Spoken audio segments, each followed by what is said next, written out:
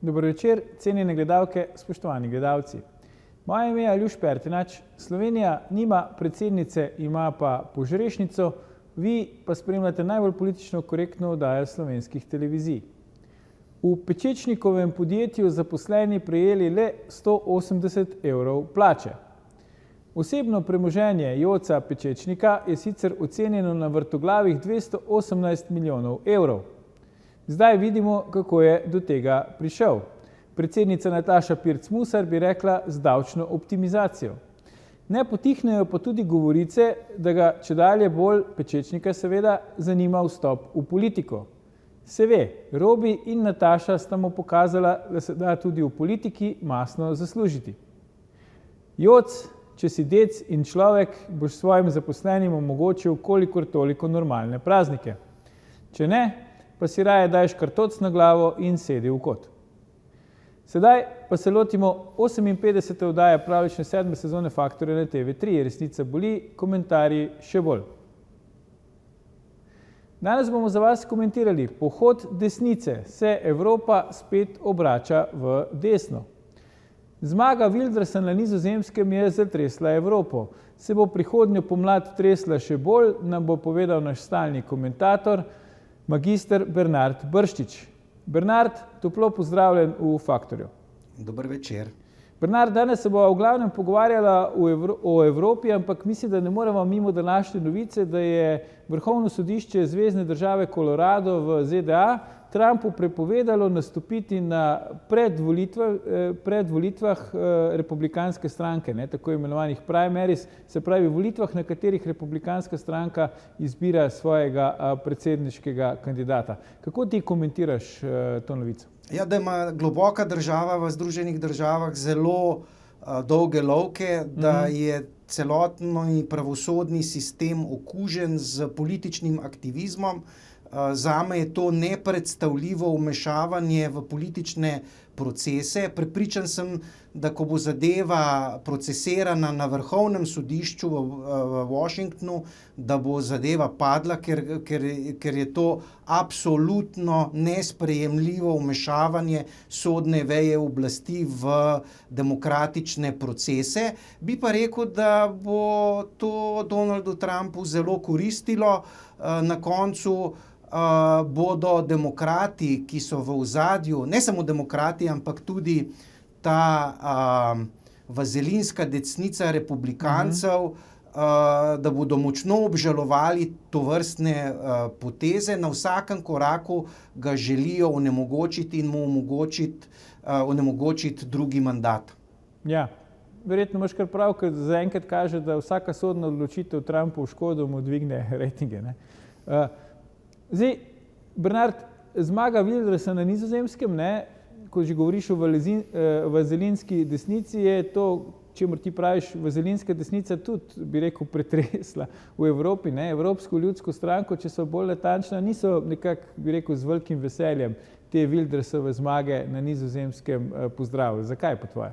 Oni imajo radi arhetip nizozemskega vazelinskega desničarja Marka Rutteja, 15-letnega predsednika vlade, ki ni D od desničarja, ampak je nek multikulti vazelinec, kakor jaz take kvazi desničarje poimenujem, se pravi, da povzema ves program levice, permisiven odnos do multikulturalizma, imigracij, potem sprejemanje LGBT+P agende, igranje nekega fiskalnega kvazi konzervativizma in to zapakirajo v celofan Evropske ljudske stranke. Jaz sem bil zelo vesel teh rezultatov. Na Nizozemskem se pravi, da je Ruttejeva stranka doživela zgodovinski poraz, da je Geert Wilders kot eminenten dolgoletni primer razmeroma radikalne desnice na Nizozemskem uspel. Je pa res, da je vprašanje tudi koliko je pa sam Wilders glede na njegovo zagovorništvo posameznih politik alternativna desnica. Je sicer res, da ima izrazito anti-islamska stališča, da je proti multikulturalizmu, ampak recimo njegovo zagovorništvo brezpogojno Izraela in Židov je pa nekoliko problematično. Tako da bomo videli, čakali bomo vsaj še leto dni, da se bo konstituirala nizozemska vlada in ni nemogoče, da njegovi stranki ne bo uspelo konstituirati vlade. Je pa zanimivo, ne? Se mi zdi, da je pač, tako kot si rekel, ne, po dolgoletnem vodenju vlade strani Marka Rutteja se je zdaj zgodba obrnila bolj v desno, ne? Ponavadi smo navajeni, da če je neka opcija dolgo časa na oblasti, potem na volitvah, ko pride do spremembe, se obrne v drugo smer, ampak tle pa so se volivci odločili na Nizozemskem za še bolj desno varianto. Zakaj? Zato, ker Marko Rutte ni bil desnica, to je v bistvu prepakiran levičar, globalist, hlapec Svetovnega ekonomskega foruma, skratka arhetip kvazi desnice, ki jo sam zaničujem. Jaz imam veliko raj avtentične levičarje, za katere se ve, kaj so, kaj zastopajo, medtem ko je Rutte in kompanija v Evropi naredila ogromno škode, kjer se imajo za neke nominalne desničarje, ko pa gledaš njihov program, pa zlasti njihovo delovanje, ko pogledaš rezultate, kaj so rezultati 15-letnega vladanja Marka Rutteja, katastrofa, se pravi proliferacija islamizma, če pogledaš župan Rotterdama musliman, stranka Denk v parlamentu, se pravi stranka islamistov, in me ne preseneča, da so volivci zavrnili takšno levičarsko politiko prepakirano v celofan Evropske ljudske stranke. Ja. Zdaj, Bernard, tudi na Poljskem so bile pred kratkim volitve, ne? Tam je pa Donald Tusk premagal pač do sedaj vladajočo stranko, v bistvu se Kačinski pa Tusk se izmenjujejo na oblasti, ti dve stranki se izmenjujeta na oblasti. Kako pa recimo komentiraš rezultate poljskih volitev? Logično, ne? Ne to, da je Donald Tusk bivši voditelj Evropske ljudske stranke, so bili v tej stranki veliko bolj zadovoljni s temi volilnimi rezultati, kot pa s tistimi na Nizozemskem. Ja, seveda, zaradi tega, ker je njihov prijateljček Donald Tusk, ki je res da spada v skupino podobno kot Rutte Evropske ljudske stranke, ampak gre za izredno negativno politično osebo, za eksponenta Georgea Sorosa, Svetovnega ekonomskega foruma, ultraglobalista. Roko na srce, stranka PiS na Poljskem niti ni dosegla tako slabega rezultata, nasprotno, celo izboljšala ga je nekoliko, ampak pač koalicija teh levičarskih opozicijskih strank je dosegla večino v Sejmu in rezultat je, da bo Tusk Poljsko zapeljal, po mojem mnenju, v napačno smer. To je tudi za Evropo zelo slabo znamenje, zaradi tega Poljska 40 milijonov prebivalcev, bila je tako rekoč kolovodja za časa sive eminence Kačinskega in njegovih marionet, zadnji je bil Morawiecki, ki so Poljsko pravzaprav postavili kot branik nekega tradicionalizma, konzervativizma in nasprotovanju te globo homo agendi, ki jo promovira ta nenačelna koalicija EPP-ja, zelenih in pa evropskih socialistov. Zdaj, desnica zmaguje tako ali drugače, v obeh državah, medtem ko levica izgleda čisto izgubljena, na Poljskem praktično sploh ne more zraven, že vrsto let, pa tudi na Nizozemskem se ni obrestovalo to, da je komisar Timmermans se poslovil od komisarske funkcije, da bi peljal stranko na volitve, to se ni izkazalo za uspešno. Zakaj po tvoje? Ja, se pravim, zaradi tega, ker levica uspeva z prodorom svojega programa in prepakiranjem v celofan EPP-ja. Mislim, neverjeten je levica uspešna, kljub temu, da nominalno desne stranke morda zmagujejo v določenih državah, spremeni se popolnoma nič. Hlapčevstvo oziroma dominacija Svetovnega ekonomskega foruma, sorošoidov je popolnoma enaka, če vladajo socialisti, skrajni levičarji, zeleni, ali pa te tradicionalno desne stranke iz pola ljudsko-demokrščanskega sklopa. Tako da ta psevdodesnica je pravzaprav velik problem in se te arhitekti Klaus Schwab, George Soros lahko smejijo, ker kdorkoli v Evropi zmaga, z redkimi izjemami, kamor sam pripisujem smrtnega sovražnika sorošoidov in pa Švabov, našega soseda Viktorja Orbana, da se jim vsem smeji. Poglej si, kakšen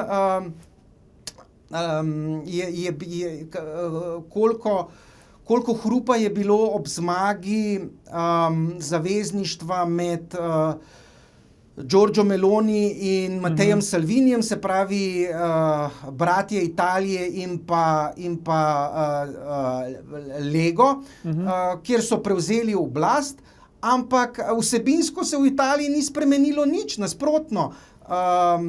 Število migrantov, ki pristajajo na Lampedusi, na Siciliji, v Kalabriji, je eksplodiralo pod vladavino te Giorgie Meloni. Ta Giorgia Meloni je hkrati največja zagovornica podpore skorumpiranemu kijevskemu režimu.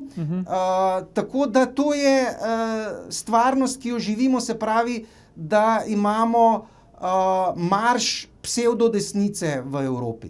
Ja, predlagam, da si zdaj vzameva krajši premor, Bernard, ampak ne nama uid, gledalke, gledalci se vrneva po oglasih, ko nadaljujeva s komentiranjem, zakaj se Evropa spet obrača na desno. Ostanite.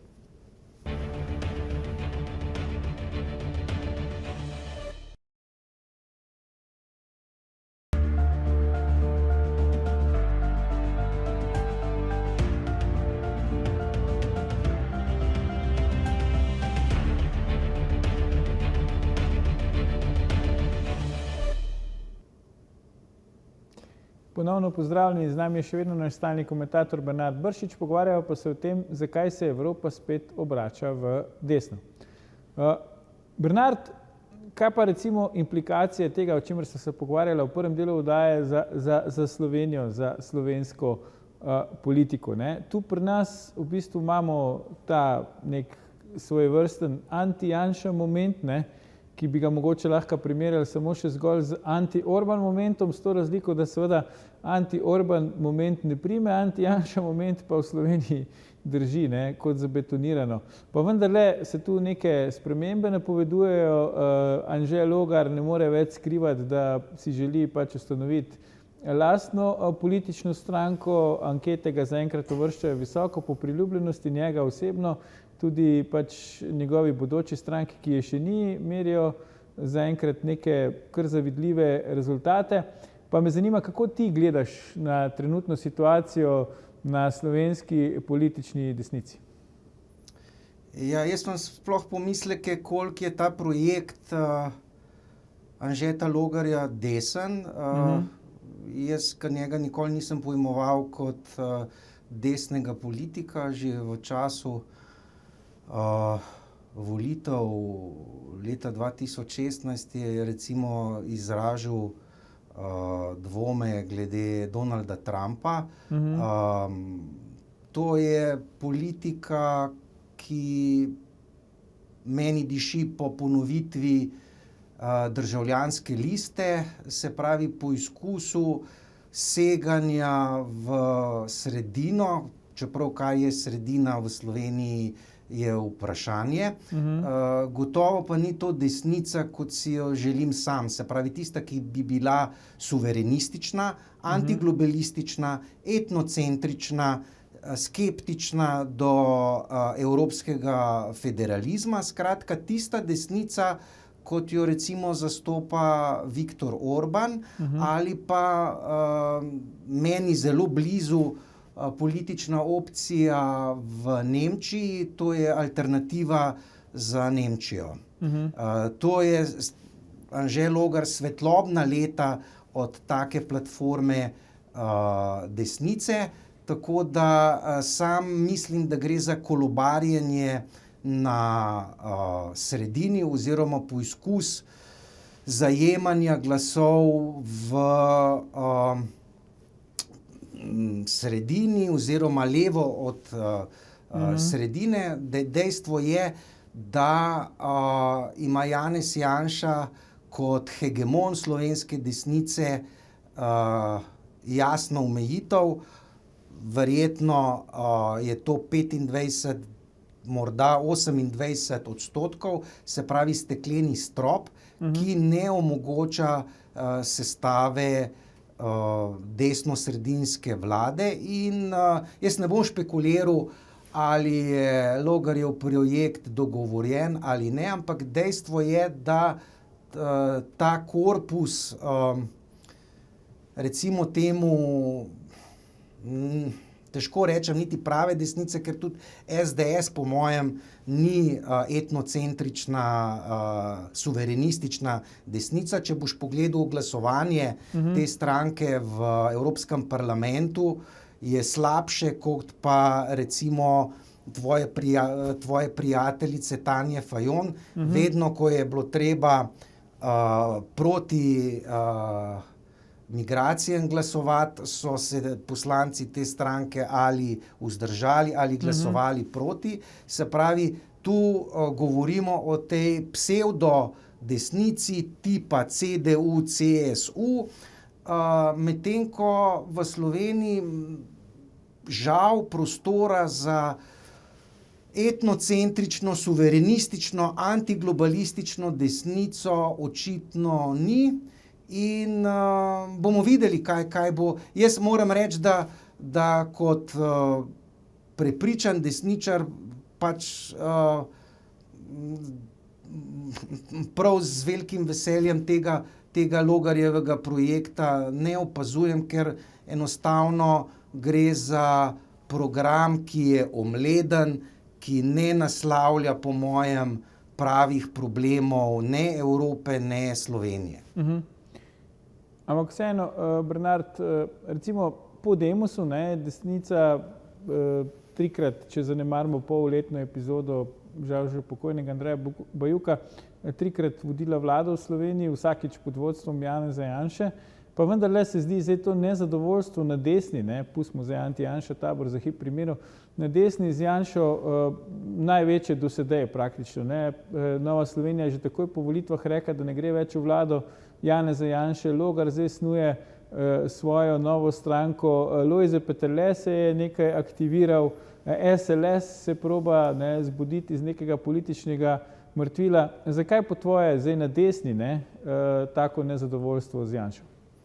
Ja, jaz ne vem, če je ravno tako nezadovoljstvo, ker jaz Janeza Janšo pojmujem kot absolutnega hegemona desnice. On je zmagovalec, karkoli se je zgodilo v 30 letih na desnici, on je rojen zmagovalec. Lahko rečeš, da ni uspešen toliko na ravni, da bi ravno vladal 30 daleč od tega, ampak dejansko, kdo pa je alternativa na desnici. Kdo je alternativa? A je to Tonin? Ne. A je to Logar? Ne. Tudi jaz nezadovoljstva nad Janezom Janšo ne zaznavam v njegovem volilnem telesu. Rezultati SDS-a so časovna vrsta od tistih poraznih volitev leta 1992, je to stranka z zelo stabilno, ne bom rekel trendom naraščanja, ampak recimo v zadnjih 15 letih oni dosegajo vedno več kot 20%, se pravi med 20 in 30%, in jaz res ne vidim, da bi bil Janša tisti, ki bi bil problem SDS-a. Nasprotno, mislim, da je on garant uspeha te stranke, da volivci SDS-a volijo SDS zaradi tega, ker jo vodi Janez Janša. Je pa res seveda, da so vsi ostali pa zelo nezadovoljni z Janezom Janšo. Tonin zaradi tega, ker mu ni uspel veliki met prevzema vodilne vloge na desnici, ker NSI vegetira na teh 6-7%. V SLS-u so ravno tako nezadovoljni zaradi tega, ker je Janez Janša konstanta na desnici, in sem prepričan, da dokler bo on želel delovati, praktično alternative na desnici ne bo. Ja. Zdaj, a pa ima Slovenija, pa slovenska desnica oziroma slovenska politična scena nasploh svojega Wildersa, recimo, ne? A je to mogoče lahko Zoran Stevanovič? Ne, jaz mislim, jaz sem celo sam poizkusil iti s projektom Domovinske lige v tej smeri.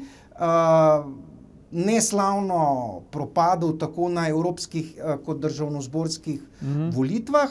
Ugotovil, da platforma suverenizma, nasprotovanja centralizaciji oziroma federalizaciji EU, pa fiskalnega konservativizma preprosto nima podpore med slovenskim volilnim telesom. Jaz bi bil zelo vesel, če bi se pojavil nov tak podjem in dokazal, da je bil problem v Bernardu Brščiču, ampak moram reči, da me je ta kratek ekskurs v politiko napotil v to, da prostora za pravo desnico praktično ni, da je pravih desničarjev v Sloveniji verjetno manj kot 1%. Je pa res, da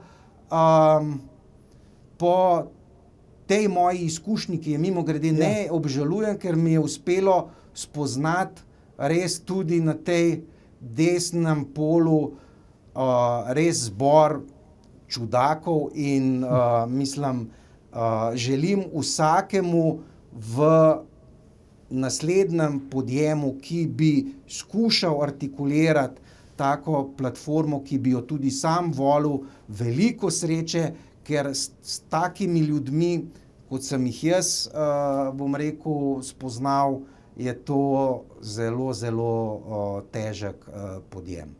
A misliš, da je potem pač enostavno ta problem, kot si rekel zdaj na koncu, da pač ni dosti številčnega volilnega telesa za tako politično opcijo, ali so kakšni drugi razlogi, da pri nas ne pride do izraza, ker vidimo, da praktično povsod drugje po Evropi take politične opcije imajo svojo domovinsko pravico, če že ne celo zmagujejo na volitvah, kot je recimo primer na Nizozemskem. Ja, mene moram reči, da me je to čudilo. Jaz nikoli nisem pri svojem podjemu mislil, da bo to takojšen uspeh, ampak to zavračanje platformo Slovenije Slovencem, potem zavračanje evropskega federalizma, zagovarjanje svobodne tržne pobude, podjetništva, pravne države, skratka neke kombinacije klasičnega liberalizma in suverenizma, sem šokiran, da recimo ena taka platforma, ki lepo uspeva naprimer v Nemčiji z alternativo za Nemčijo, ki je, če gledaš zadnje javnomnenjske raziskave, vemo, da recimo v Turingiji pa Saški že 2 mandata dosegajo skoraj 30%, ampak zdaj kotirajo na celotnem nemškem ozemlju, tako nekdanje vzhodne Nemčije kot zahodne Nemčije, reda velikosti 21-22%, so druga najmočnejša stranka. Pri čemer gre za konservativno stranko, etnocentrično stranko, protimigrantsko stranko. V Sloveniji zato očitno ni prostora, ali je bil pa recimo pri projektu Domovinske lige problem v meni, ne vem. Ja, mogoče je problem tudi v tem, Bernard, pa zdaj, ne da sem jaz tukaj pameten, bolj mogoče v vlogi hudičega odvetnika, ampak vseeno, da že Janšo pri nas mediji, centri moči, te pač ustvarjalci javnega mnenja, tako naprej, tranzicijska levica demonizirajo kot nekega skrajnega desničarja. Zdaj, če še potem nekdo, ki je še bolj desen od Janše, to že pač praktično utelešenje zlodeja. No, poglej, Janez Janša ni nikakršen ekstremni desničar, jaz ga pojmujem za nekega razsvetljenega socialnega demokrata, kar je nenazadnje glede na njegov historiat, ki izvira iz članstva Zveze komunistov, pa kasnejšega prehoda v socialdemokratsko stranko. Skratka, gre za neko zelo zmerno socialdemokratsko stranko, ampak v tej abnormalni politični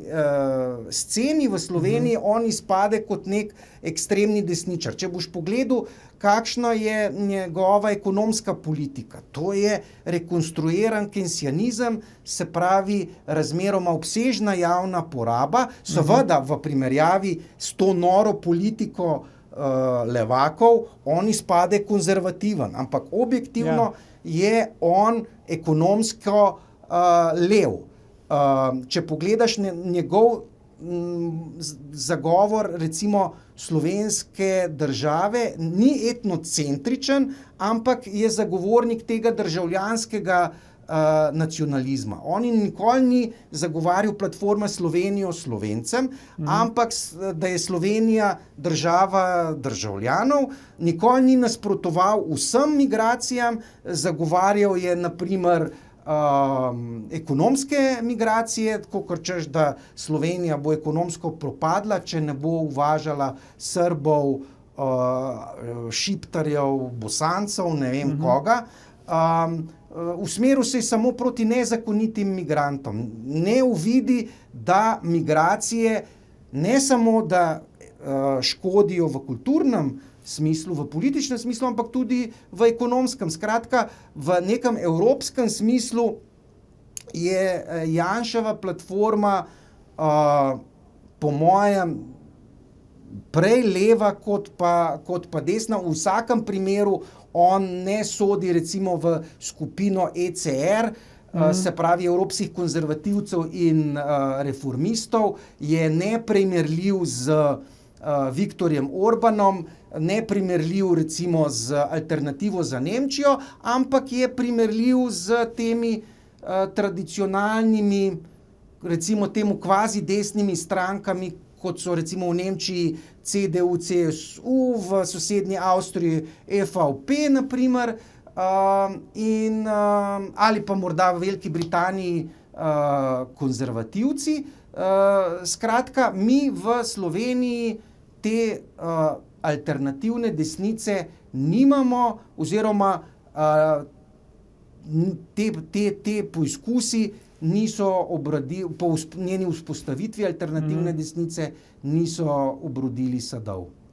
A misliš, da mogoče Janša v narekovajih definira kot desničarja za slovenske potrebe in prilike to, da je pač na antipartizanskem stališču, se pravi, da podpira protipartizanski tabor. Je mogoče to tisto, kar ga ovira ali pa ga dol vleče, ker potem, kar razlagaš o njegovi politiki, bi njegova politika kot taka mogla biti blizu nekim večinskemu delu slovenskega volilnega telesa, tako kulturno gledano, pa tudi tradicionalno politično, glede na izkušnje iz prejšnjega enopartijskega sistema.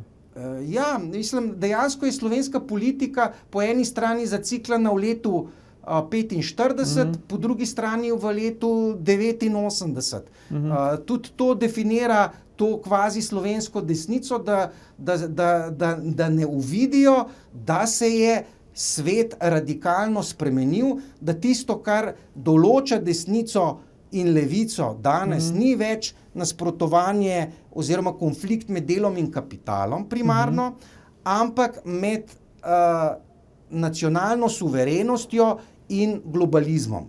In zato jaz tu vidim velike probleme potem, da sta si ta kvazi desnica in levica pravzaprav identični v tem, kaj podpirata. Podpirata prodajo nacionalnih interesov nekim globo homo platformam, kot je Svetovni ekonomski forum, kot je Evropska unija, kot so Združene države Amerike, medtem ko suverenizem pa v Sloveniji praktično nima prostora, ampak sej ne nazadnje je to kar tudi evropski problem s to razliko, da vendarle v Evropi pa imaš tudi platforme, kot je recimo madžarski Fidesz, kot je avstrijski FPÖ, kot